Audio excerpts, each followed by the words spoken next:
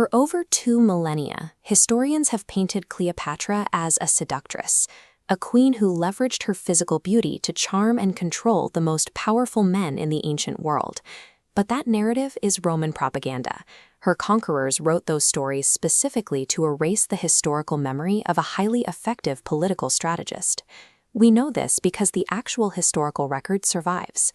This image shows the massive, intricately carved columns of the Dendera temple, where a different version of her reign is literally set in stone. These carvings reveal a leader who recognized that maintaining a throne required more than a military. It required the active management of her subjects' perception. When Cleopatra took the throne, she inherited a fractured kingdom on the brink of collapse. The core of the crisis was domestic. A ruling class of Greek descent was attempting to govern a massive population of native Egyptians. Keeping a grip on a throne caught between two clashing cultures required intense psychological tactics. For Cleopatra, it was a matter of survival.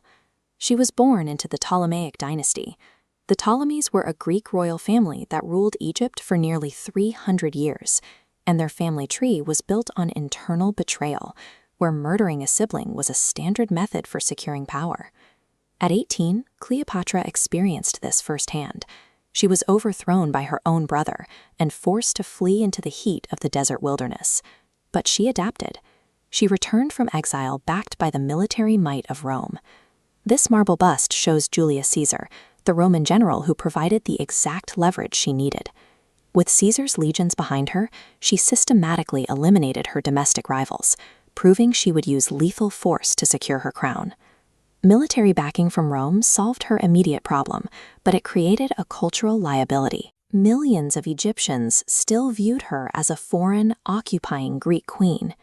Rather than forcing Greek culture onto her subjects, she executed a campaign of cultural assimilation. This stone relief at Dendera shows the divine imagery she emulated, adopting the form of a seated goddess holding the scepter of authority, co-opting native traditions for her own image. This relief depicts the Egyptian deities Hathor and Isis. Hathor and Isis were ancient Egyptian goddesses associated with motherhood, healing, and the sky. Cleopatra adopted their iconography to link her political rule to divine authority. By aligning her image with these gods, she integrated her authority into the religious life of the Egyptian people, making her presence on the throne appear as an extension of divine will. She needed this message to reach people who would never see the inside of a temple, so she distributed her message directly into the local economy. This image shows a gold coin from her reign.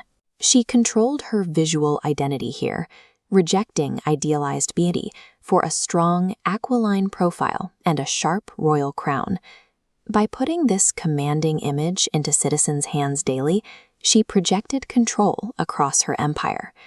Overlapping Greek administrative power with Egyptian divine symbolism created a system stable enough to hold an empire together. Ultimately, Rome's military might proved too vast, and Cleopatra suffered a final defeat that brought the Ptolemaic dynasty to an end.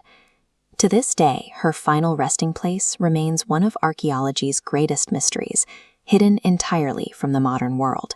Yet, while her physical body and tomb are lost, her political methodology survived.